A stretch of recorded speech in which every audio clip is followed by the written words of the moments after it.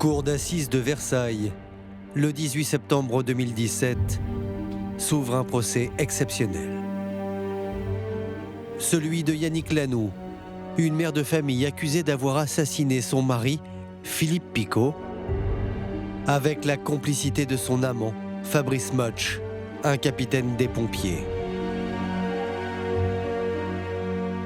Yannick est complètement repliée sur elle-même, comme une petite chose délicate. On aurait dit une petite vieille, toute courbée, alors qu'on avait une magnifique femme sur les photos de l'époque. Le contraste est saisissant. On a l'impression qu'il s'est passé 50 ans entre les deux.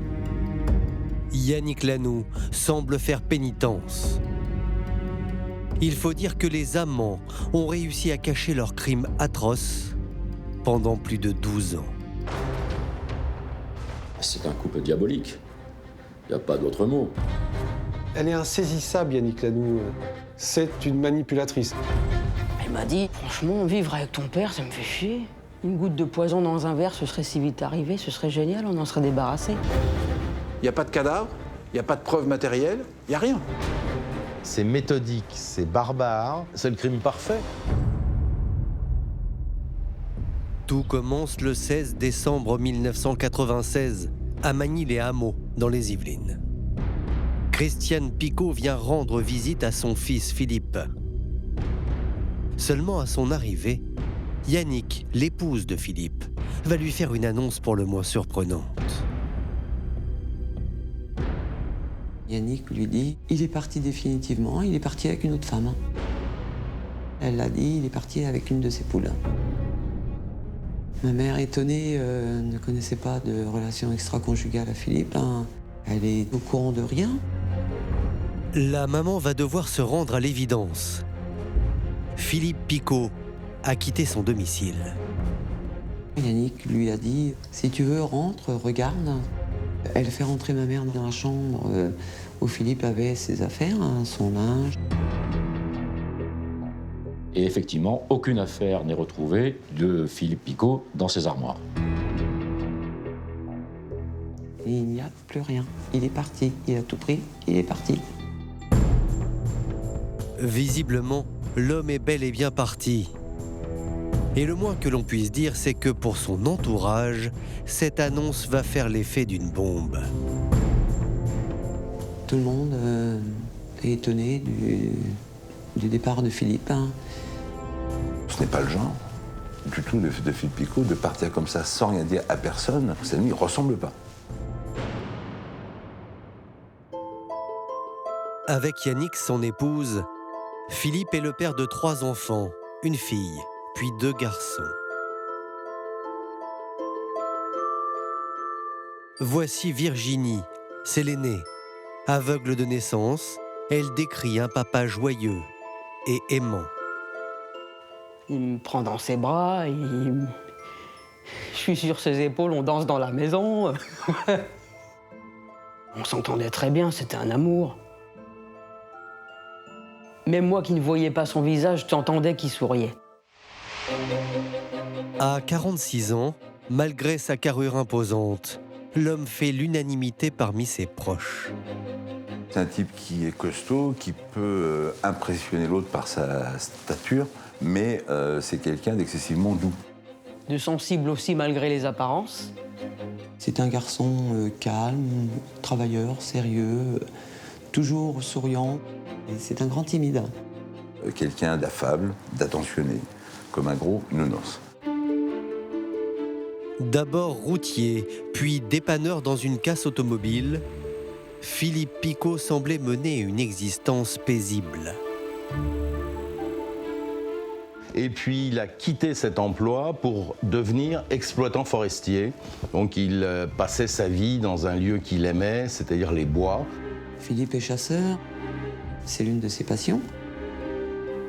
Lui, c'est plutôt le genre d'homme à vivre simplement et pas forcément chercher d'être au-dessus de ses moyens. Alors pour tout le monde, son départ aussi précipité qu'inattendu est inconcevable. On n'imagine même pas qu'il abandonne ses enfants, il les adore trop. On est à quelques jours des fêtes de Noël, qui est quand même le symbole de la fête familiale, et il choisit ce jour-là pour disparaître. Et puis, il a laissé ses chiens. Or, Philippe Picot les adore. Et on se demande pourquoi il aurait laissé ses chiens. Plus alarmant encore, les semaines passent et Philippe Picot ne refait toujours pas surface. Il ne donne pas de nouvelles, ce qui est quand même inquiétant. Tout le monde est dans l'incompréhension. Mais alors, où est passé Philippe Picot? Et pourquoi ne se manifeste-t-il pas?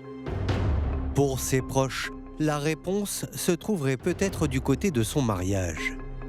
Car s'il avait accepté de prendre Yannick pour épouse, c'était peut-être pour le meilleur, mais surtout pour le pire. En 1974, à l'âge de 18 et 24 ans, les deux jeunes gens se marient, juste après la naissance de leur fille Virginie.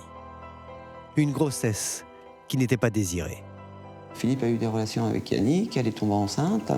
Il prend ses responsabilités, il épouse Yannick et décide de construire sa vie avec elle. Il se dit, puis à l'époque, une fille mère, ça le fait pas. Donc, il se sent forcé de se marier. C'est un mariage de convenance. Et avec le temps, malgré l'arrivée de deux autres enfants, l'amour ne vient toujours pas. Bien au contraire. C'est un couple bancal depuis le départ. Et on le sait au fil de l'expérience, si ça ne fonctionne pas au départ, il y a quand même peu de chances que ça fonctionne après. J'entends que ça parle fort, j'entends des assiettes qui se cassent. J'ai tellement l'habitude de les entendre gueuler que je veux même plus écouter. Pire, depuis plusieurs mois, Philippe Picot faisait maison à part. Ça allait tellement mal dans ce couple que lui passait le plus clair de son temps dans sa petite résidence secondaire. C'est une sorte de mobil-home, de cabanon, qui est un peu au milieu des bois. Philippe Picot n'habite plus constamment au domicile conjugal, mais il vient le week-end, il vient de temps à autre voir ses enfants.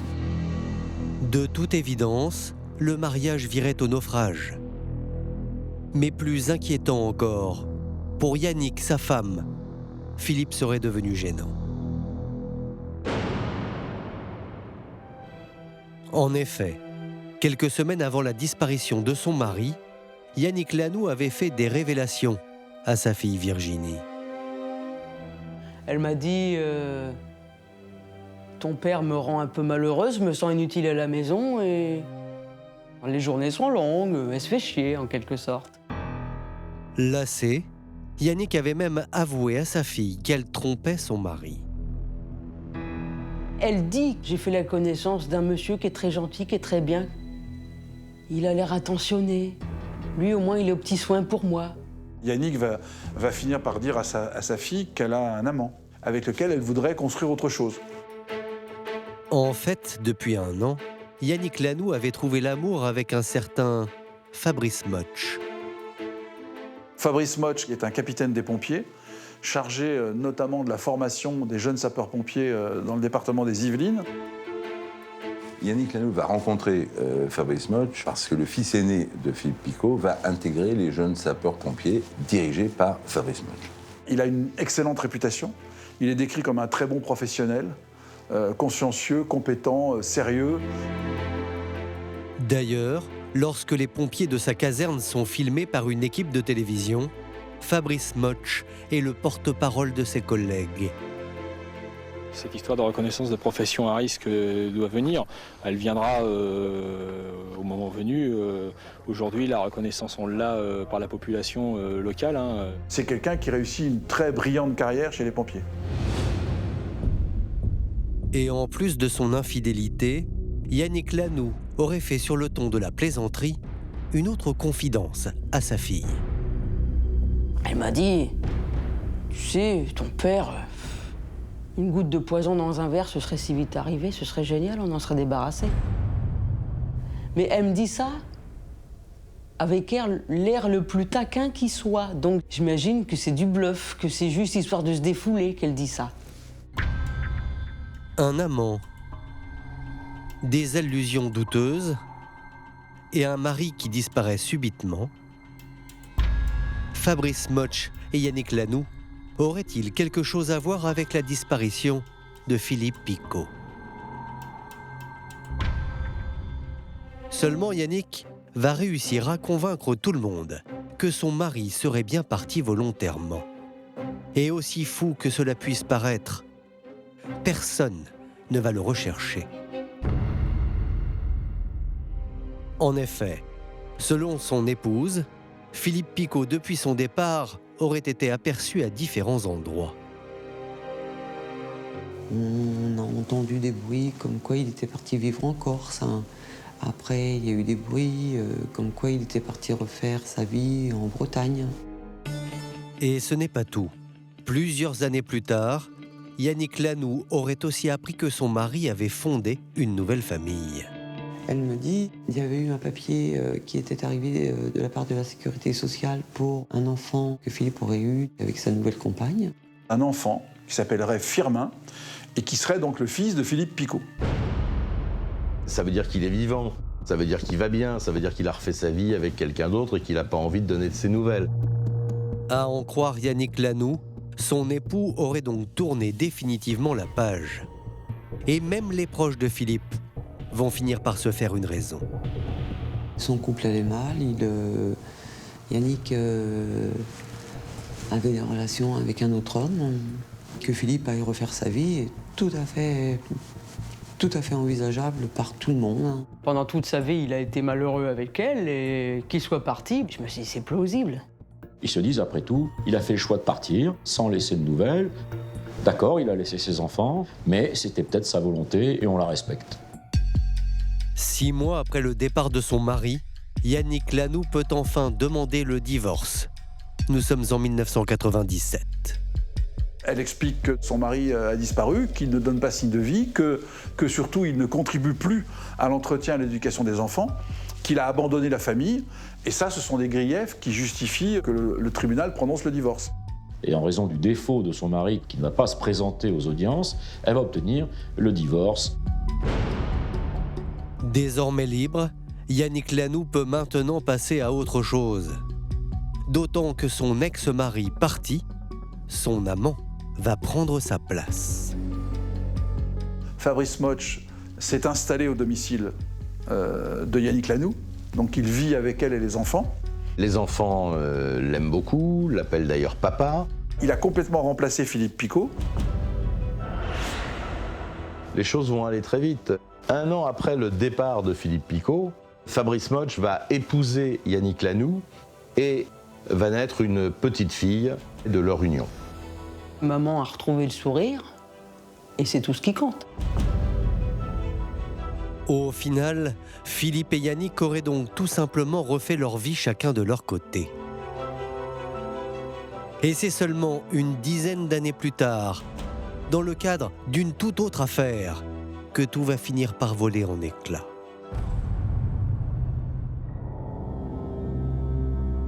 Caserne des pompiers de Trappes, le soir du samedi 25 septembre 2007. Voici Michael, à l'époque jeune sapeur-pompier âgé de 15 ans. Son témoignage est sidérant. Ce soir-là, alors qu'il dort à la caserne, il a vécu un véritable cauchemar. Je me réveille, j'ouvre les yeux, j'ai énormément de mal à bouger. Je n'y arrivais pas, c'était lourd. On n'est pas dans un état normal, manifestement on semble avoir été drogué. Je vois des flashs. Des flashs d'appareils photo. Et puis là, je vois le capitaine au-dessus de moi, en train de me faire des attouchements. Et là, je me dis, waouh, qu'est-ce qui se passe? Le fait d'ouvrir les yeux et de voir ça, c'est quelque chose que je m'y attendais, mais tellement pas. C'était juste une situation dans laquelle il fallait que je me sorte, mais tout de suite, quoi. Je me suis dit, il pense que je dors, il faut que je bouge pour qu'il parte, quoi. C'est ce que j'ai réussi à faire, à bouger.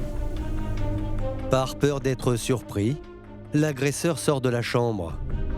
C'est à ce moment-là que le jeune garçon, encore à moitié endormi, va réussir péniblement à se mettre en lieu sûr et appeler les secours. J'ai mis une éternité à rejoindre les pauvres toilettes qui étaient à même pas 2 mètres du lit. Une fois dedans, je fais le 17. C'était un appel de détresse, quoi. Les premiers mots, c'est le capitaine des pompiers m'a fait des attouchements. Venez me chercher vite. Aussitôt, les policiers se précipitent jusqu'à la caserne. Sur place, dans une autre chambre, ils vont surprendre une scène sans équivoque. Il voit un homme assis sur un lit, type assez fort, et il a un appareil photo à la main. Les policiers allument la lumière de la pièce. Et constatent qu'il y a 2 autres adolescents dans un état quasiment inconscient. En réalité, ce soir-là, il y avait 3 victimes. Et en fouillant l'agresseur, les policiers vont trouver d'autres preuves accablantes. On découvre dans ses poches plusieurs lots de médicaments, du Rohypnol notamment. C'est un dérivé de ce qu'on appelle le GHB, c'était la drogue des violeurs. C'est le flagrant délit patent, où on interpelle l'individu la main dans le sac. L'homme est menotté. Et pour les policiers, l'annonce de son nom va avoir un effet retentissant. On lui demande son identité. Et c'est Fabrice Motch. Fabrice Motch, le nouveau mari de Yannick Lanoux, l'officier des pompiers à la réputation impeccable, serait en fait un criminel. C'est un véritable séisme, parce que le capitaine Motch, c'est pas n'importe qui. C'est un homme très connu et qui est respecté de tous. Tout de suite, c'est le choc.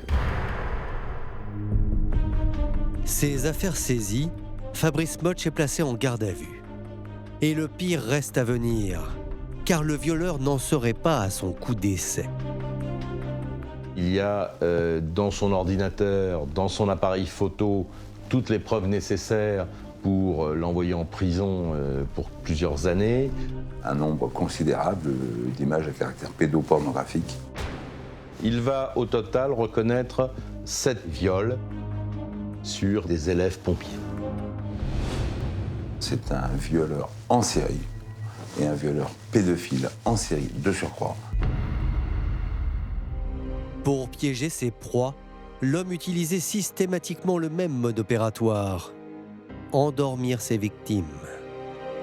Ce qui est fou, c'est qu'il a pu faire ses attouchements sans que les jeunes s'en rendent compte. Ils s'étaient drogués, en fait, comme moi je l'ai été, sauf qu'eux ne se sont pas réveillés.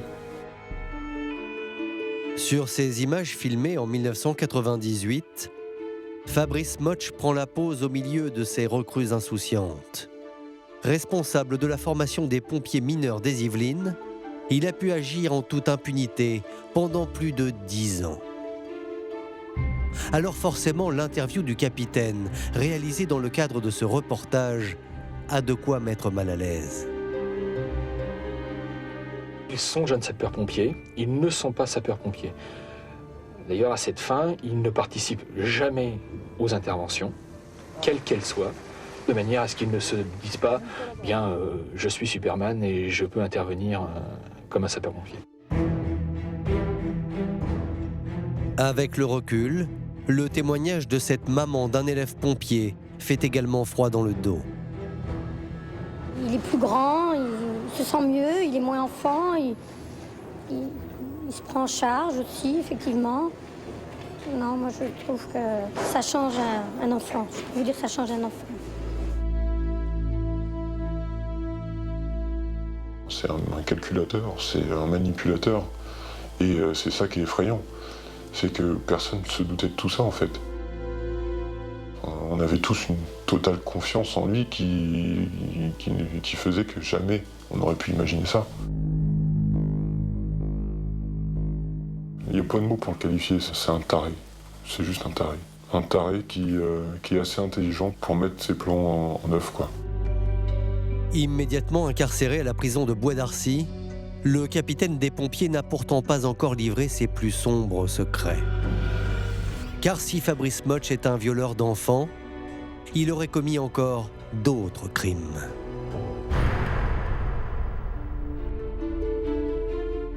Chargés d'enquêter sur les viols et la personnalité de Fabrice Motsch, les policiers interrogent sa petite sœur, Valérie. Et là, il tombe sur une femme très touchée par l'alcool. Elle est un peu au bout du rouleau. Valérie Motsch est quelqu'un qui a manifestement énormément souffert. La première phrase qu'elle dit aux enquêteurs, c'est « Mon frère est un enfoiré ». Valérie explique alors qu'elle a aussi été la victime de Fabrice Motsch. Valérie Motsch va raconter aux enquêteurs que de l'âge de 7 à 11 ans, elle a été constamment violée par son frère, Fabrice Motsch. Ces violences extrêmes l'ont marquée à vie. Mais ce n'est pas tout. Valérie Motsch se sent le courage de faire une autre révélation, tout aussi terrifiante. Les policiers sentent qu'à la fin de l'audition de Valérie Motsch, elle n'a pas tout dit. Valérie Motsch va avouer un secret qu'elle a enfoui depuis très longtemps. Elle leur dénonce un crime de sang. Elle dit « Mon frère Fabrice et mon autre frère Lionel ont tué un homme. Cet homme, c'est Philippe Picot. » Philippe Picot, censé avoir abandonné sa famille, comme le prétendait son épouse à l'époque, aurait en fait été assassiné par son rival. On peut penser que Fabrice Motsch, en l'occurrence, aurait pu vouloir tuer, en fait, le mari de Yannick Lanoux. Selon Valérie Motsch, elle aurait eu connaissance du crime par une confidence de son frère, Lionel. Et si jusqu'à présent elle n'avait rien dit, c'était pour une bonne raison. Valérie Motsch va tout simplement expliquer qu'elle a peur des représailles de Fabrice Motsch. Maintenant qu'elle sait qu'il est en prison, qu'elle ne risque donc pas grand-chose, elle dit tout. Sauf qu'elle ne sait pas où est son corps, elle ne sait pas comment il a été tué, elle n'a aucun détail, elle n'a pas de preuves. Ce qu'elle sait surtout, c'est ce que Lionel lui a dit. Les enquêteurs sont perplexes. Philippe Picot est-il réellement mort ? Sa disparition aurait-elle été montée de toutes pièces ? Comme il est question éventuellement d'un meurtre, voire d'un assassinat, on ouvre une enquête pour comprendre les raisons de la disparition de Philippe Picot. C'est le commandant Duchâtel de la police judiciaire de Versailles qui dirige l'enquête. Et pour lui, effectivement, depuis son départ, Philippe Picot semble avoir totalement disparu des écrans radars. On va interroger l'ensemble des institutions susceptibles de retrouver trace de Philippe Picot, à savoir, est-ce qu'il a une voiture ? Est-ce qu'il est à la caisse d'allocation familiale ? Est-ce qu'il a un compte bancaire ? Les résultats de ces recherches, c'est que la dernière trace qu'on retrouve de lui, c'est une suspension de permis de conduire au cours de l'année 1996. Et ensuite, on ne trouve aucune trace de Philippe Picot vivant. Aucune trace matérielle, rien. C'est le vide absolu. Et ce n'est pas la seule surprise des enquêteurs. Souvenez-vous, l'épouse de Philippe Picot prétendait qu'il avait refait sa vie et qu'il serait même père d'un autre enfant. Selon les déclarations d'Yannick Lanoux, l'enfant que Philippe Picot aurait eu se prénommerait Firmin. Donc on fait également des recherches étendues sur l'existence éventuelle d'un Firmin Picot qui serait né dans les années 96, 17, voire 18. Il n'est retrouvé aucune trace d'un Firmin Picot de quelque nature que ce soit. Il est évident qu'Yannick Lanoux ment lorsqu'elle dit avoir reçu un papier de la Sécurité sociale. Ce courrier semble n'avoir existé que dans l'imagination de Madame Lanoux, dans l'idée d'accréditer que son mari est parti refaire sa vie ailleurs. On en déduit donc, nous, à l'issue de ces recherches, que Philippe Picot est mort. Philippe Picot aurait-il été assassiné par les frères Motsch, comme le prétend leur sœur Valérie? Et Yannick Lanoux serait-elle aussi impliquée? Les 3 suspects vont devoir s'expliquer. Ils sont aussitôt placés en garde à vue. Seulement les enquêteurs vont devoir faire face à un autre problème. Les faits, manifestement, sont fin décembre 1996. Nous, on est saisis en 2008, soit 12 ans après. La prescription criminelle à l'époque, elle est 10 ans. Donc logiquement, les faits ne peuvent pas être poursuivis. Mais de toute façon, même quand les faits sont certains d'être prescrits, il y a toujours une enquête quand même. Toujours. Donc, nous, on va s'occuper des frères Motsch et de Yannick Lanoux. Le 26 janvier 2009, Fabrice Motsch est extrait de sa prison pour être entendu par le commandant du Châtel. De la maison d'arrêt jusqu'à la police judiciaire de Versailles, on discute avec Fabrice Motsch dans la voiture. On discute de comment se passe sa détention. Il n'est pas antipathique, il est plutôt dans un contexte de dialogue, Fabrice Motsch. Si l'ambiance est curieusement détendue, c'est parce que le pompier et le policier se sont déjà croisés par le passé. Moi, je le connais parce que 2 ans avant, je l'ai rencontré sur un incendie. Un incendie qui avait mal tourné et qui avait entraîné la destruction d'un immeuble. L'incendie n'est pas maîtrisé et la responsabilité de Fabrice Motsch, elle va être retenue par sa hiérarchie. Et donc, on va ouvrir une enquête pour essayer de comprendre les causes, les circonstances. Et la personne à qui cette enquête est confiée n'est autre que le commandant du Châtel. Un respect mutuel s'instaure alors entre les 2 hommes. Moi, à l'époque, quand j'entends Fabrice Motsch sur l'affaire d'incendie, on s'entend bien. Il y a un bon contact qui se fait entre lui et moi. Je vais même essayer d'intervenir auprès de sa hiérarchie pour qu'il ne soit pas sanctionné de façon démesurée. Donc ça, il va s'en souvenir.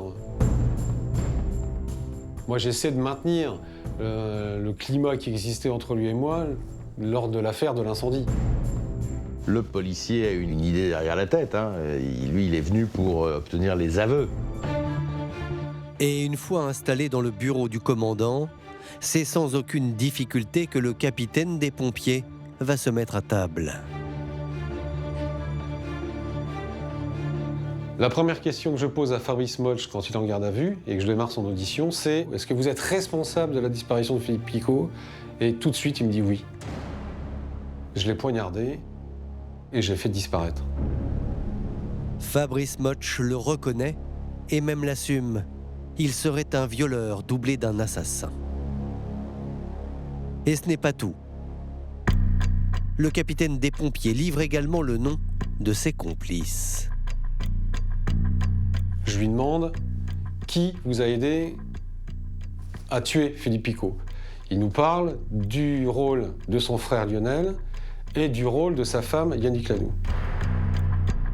Voici ce que Fabrice Motsch déclare. J'ai reçu l'aide de mon frère Lionel. Je lui ai demandé un coup de main. Yannick est au courant. Elle savait que j'allais tuer Philippe Picot avec Lionel.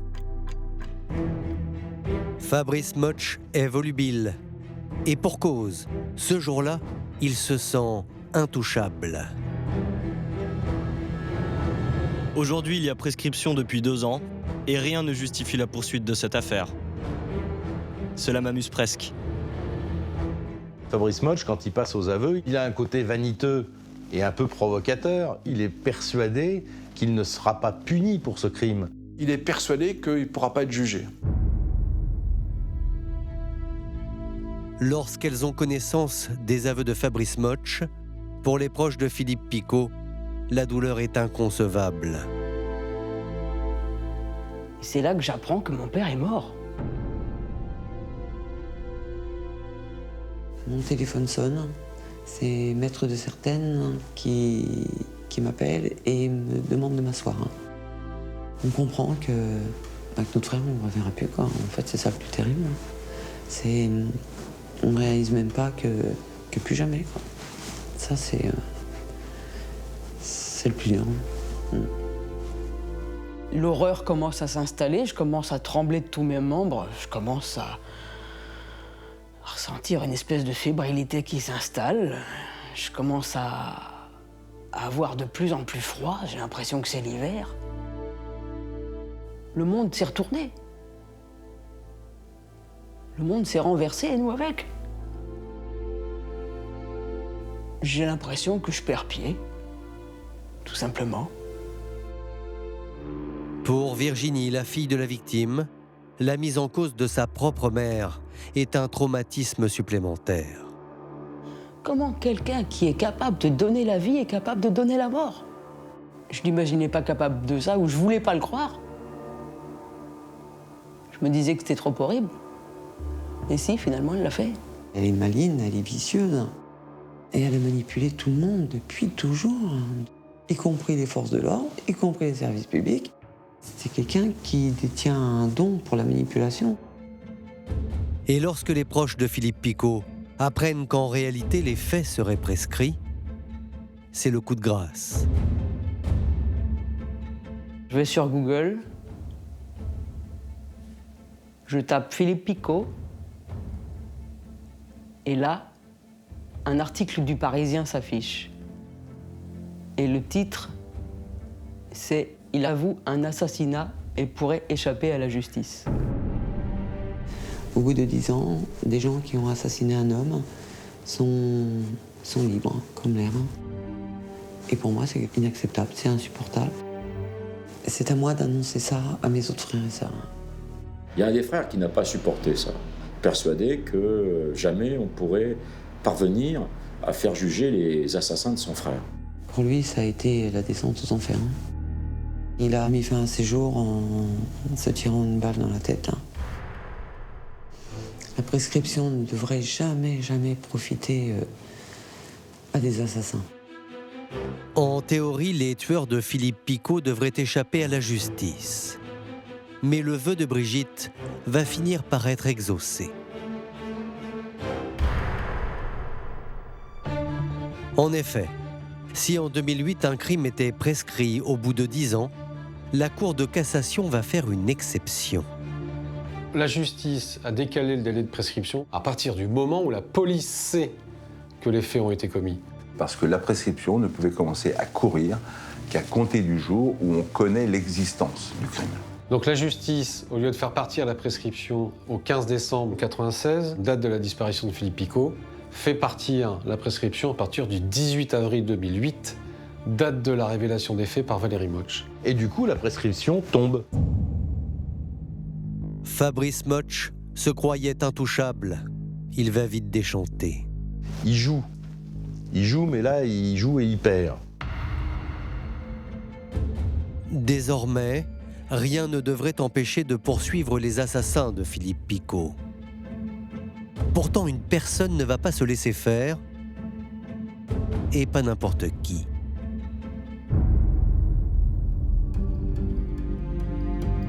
Entendu à son tour par les enquêteurs, Yannick Lanoux reconnaît avoir confié à son amant de l'époque qu'elle ne supportait plus son mari.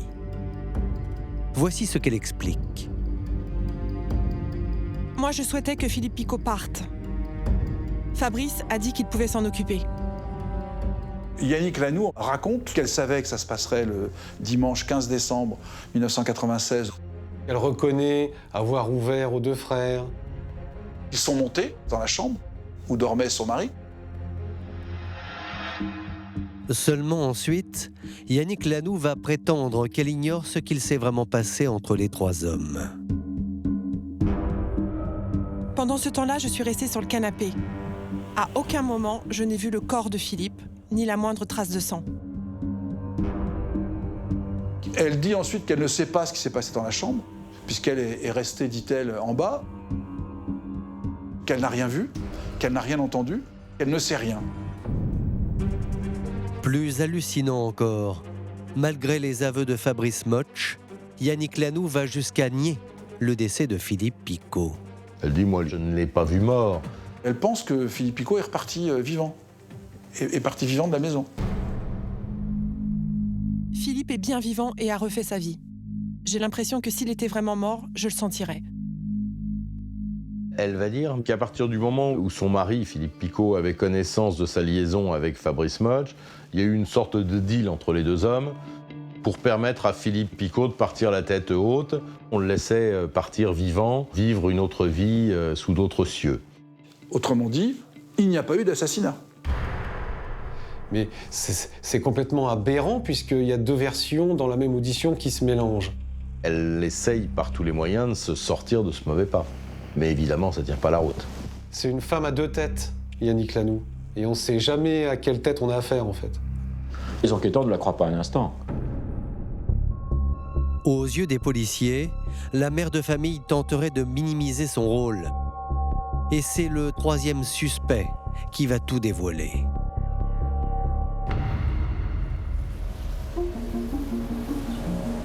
Dans les locaux de la PJ de Versailles, c'est au tour de Lionel, le frère de Fabrice Motsch, d'être entendu. Et a priori, l'homme n'a pas le profil d'un assassin. Lionel Motsch ne vit pas dans la région, il vit en Normandie. Après avoir travaillé dans la sécurité, il est rentré dans le corps des sapeurs-pompiers. Il a à peu près le même parcours que son frère, avec un grade moins élevé. Il n'est pas officier, il est sous-officier. Il n'a pas le charisme de son frère, il n'a pas la personnalité de son frère, mais il est inconnu des services de police.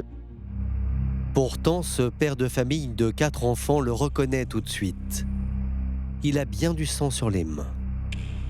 Lionel Motsch dit « Fabrice m'a demandé un coup de main pour assassiner Philippe Picot ». Et voici comment le petit frère de Fabrice Motsch va justifier sa participation au crime. Quand il m'a sollicité, j'ai vu pour la première fois une occasion d'exister de manière positive à ses yeux. Je pouvais lui prouver ma fraternité. Il n'a pas pu dire non à son frère, qui est, entre guillemets, dans la famille, le grand Manitou. Lionel, il n'entend qu'une chose, c'est « mon frère a besoin de moi ». Peu importe pourquoi faire, son frère lui demande un service et il est content de lui rendre ce service. Fabrice Motsch profite de cette emprise qu'il a sur son frère pour lui faire faire ce qu'il voulait, en fait. Lionel, devant les policiers, poursuit ses révélations. Et il déclare qu'en réalité, c'est l'épouse qui aurait poussé à l'élimination de Philippe Picot. Il va expliquer qu'Yannick Lanoux est en réalité la commanditaire. Qu'elle a été le détonateur. C'est elle qui a convaincu Fabrice de tuer son mari. C'est l'instigatrice véritable de cet assassinat. Et Lionel Motsch d'ajouter que Yannick Lanoux, contrairement à ce qu'elle a déclaré, aurait également assisté à la mise à mort de son mari. Lui, il remet les choses en place en disant qu'elle était là tout le temps. Évidemment qu'elle savait ce qui se passait. Lionel affirme qu'elle a une participation très active avant, pendant et après le crime. Donc il l'accable, il la pulvérise. Il reconnaît à la fois son rôle, il confirme le rôle de son frère et il met en cause formellement Yannick Lanoux. Voici, selon les enquêteurs, comment le trio a exécuté un crime si savamment orchestré qu'il restera insoupçonné et impuni pendant plus de 12 ans. C'est le soir du dimanche 15 décembre 1996 que la mort de Philippe Picot est programmée. Et ce n'est pas un hasard. Yannick Lanoux connaît les habitudes de son mari. Elle sait que lorsqu'il n'est pas au cabanon ou à la chasse, il avait l'habitude de rentrer chez lui au dimanche soir. Il est décidé de le tuer un dimanche après une partie de chasse. Quand il revient de la chasse le soir, il est fatigué, et puis s'il a bu un petit coup, il est toujours un peu plus vulnérable.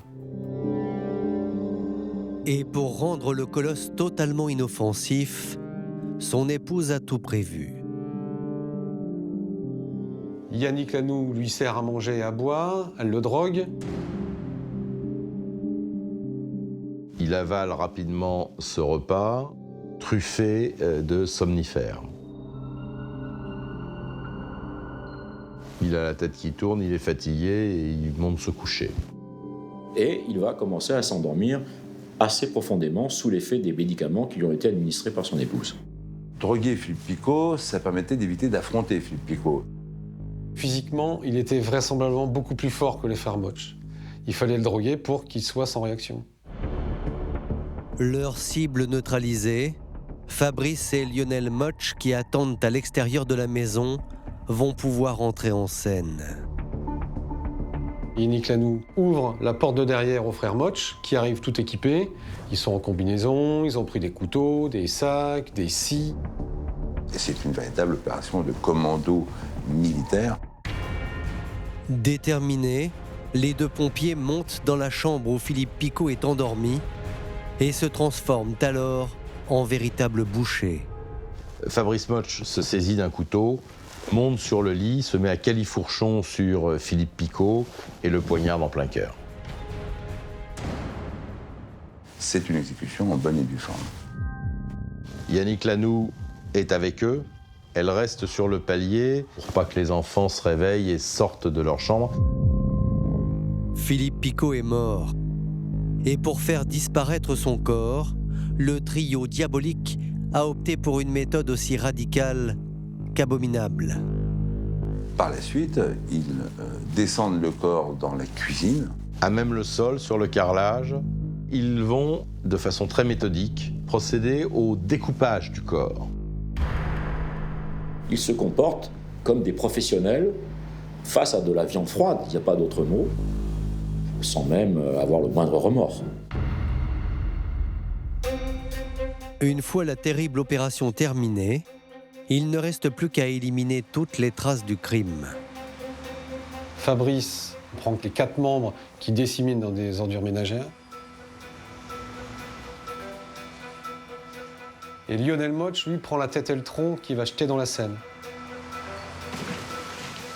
Il n'y a pas de témoins, il n'y a pas de cadavre, il n'y a pas de preuves matérielles, il n'y a rien. Le crime est parfait. On n'a jamais retrouvé le moindre morceau de corps de Philippe Picot.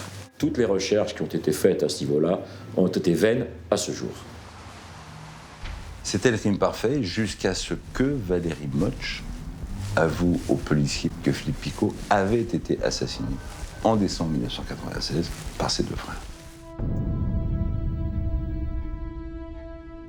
En apprenant les détails de l'exécution de Philippe Picot, pour ses proches, le cauchemar continue.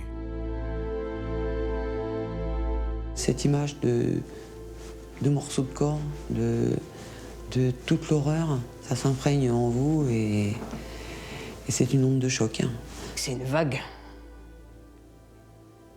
de terreur, de révolte aussi. Faire son deuil d'une personne qui a disparu dans de telles circonstances est impossible. On n'aura même pas son corps pour faire une cérémonie. D'autant qu'il reste encore une question. Pourquoi Philippe Picot a-t-il été tué ? Et là encore, ses proches ne sont pas au bout de leur peine. Réinterrogé, Yannick Lanoux explique que Philippe Picot faisait vivre un véritable calvaire à toute sa famille. Elle nous décrit Philippe Picot comme étant un mari violent avec elle, ayant été violent pendant des années. Philippe Picot l'a menacé de la tuer, de mettre le feu à la maison. Elle dit aussi qu'un soir, Philippe Picot, sans raison particulière, en montrant le râtelier des fusils, qu'il allait mettre une balle à chacun. Elle dresse vraiment un portrait presque d'un monstre domestique. Dans ce contexte de crise, Yannick Lanoux reconnaît avoir confié à son amant de l'époque qu'elle ne supportait plus son mari. Elle avoue qu'elle a expliqué à Fabrice Motch qu'elle avait une vie d'enfer avec son mari, que c'était insupportable, qu'il la laisserait jamais tranquille et que ça se finirait dans le sang. Et Fabrice Motch de confirmer à son tour que face au danger encouru par sa maîtresse, il aurait décidé de faire justice lui-même. Quand je lui demande, moi, Fabrice Motch, pourquoi est-ce qu'il a tué Philippe Picot, il me dit c'était devenu ingérable, Philippe Picot était violent avec Yannick, il fallait qu'on s'en débarrasse. Il en était arrivé à la conclusion qu'il n'y avait pas d'autre solution que de faire disparaître Philippe Picot. Finalement, c'était 1 mort ou 3 morts. Lui se prend pour le sauveur, pour l'homme qui va sauver cette femme qu'il adore et les enfants de cette femme. À les écouter, on a un peu le sentiment qu'ils ont agi en état de légitime défense. Seulement pour les proches de Philippe Picot, cette version d'un mari dangereux et violent envers sa famille ne serait que pure invention. Tout est faux. Tout est mensonge. Personne ne connaît Philippe sous cet aspect-là.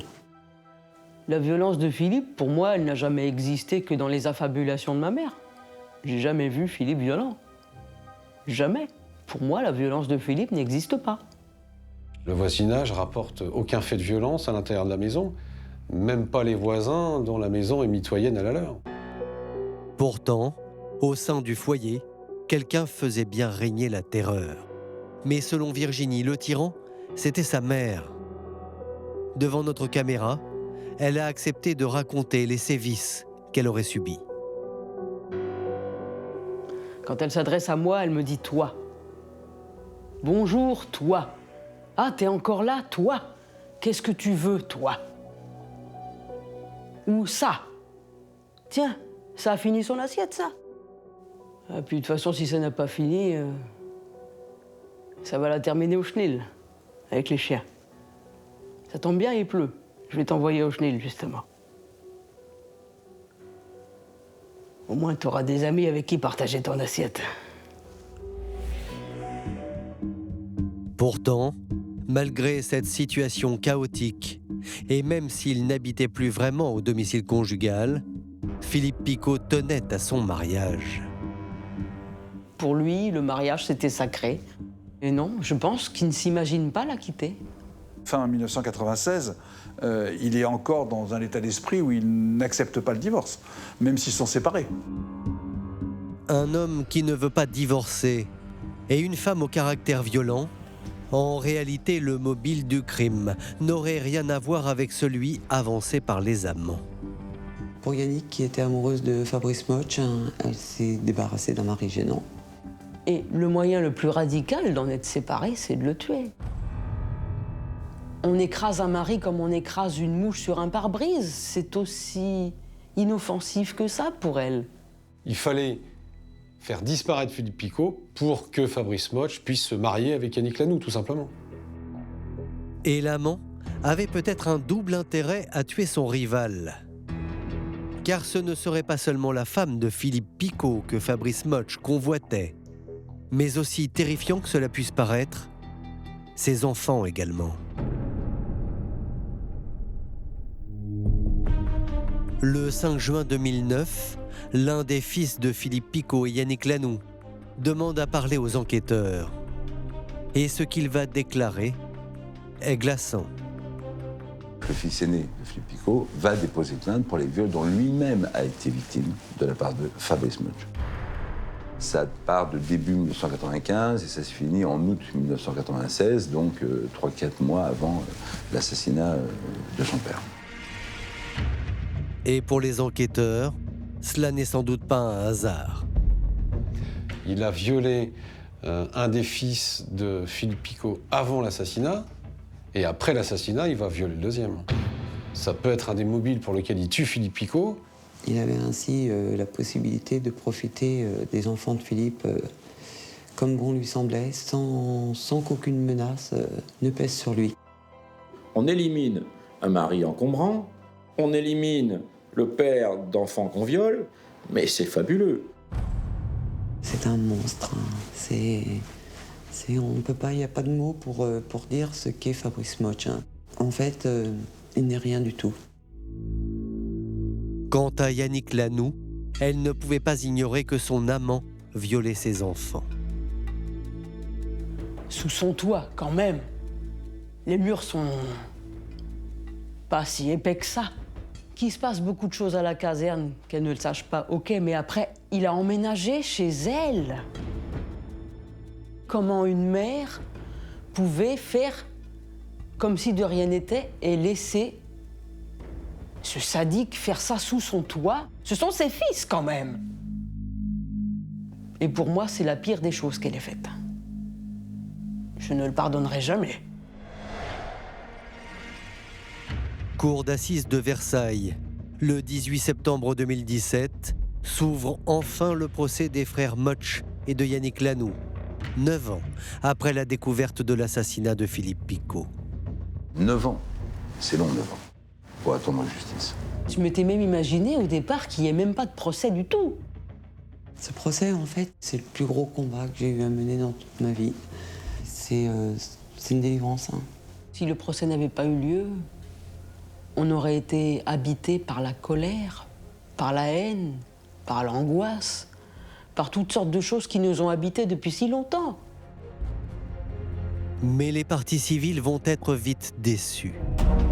Car Fabrice Motsch, le capitaine des pompiers, qui vient de passer 10 ans derrière les barreaux pour viol sur mineur, continue de se prendre pour un justicier. Fabrice Motsch est fier, il ricane derrière le box des accusés. Il nous regarde avec un grand sourire en ricanant. Pour Fabrice Motsch, il a tué un parasite. Et il fallait sauver Yannick Lanoux et les enfants. Et il revendiquera haut et fort le crime qu'il a commis. Fabrice Motsch, le sauveur de l'humanité. C'est comme ça qu'il se voit. Alors qu'il est tout l'inverse. Hein.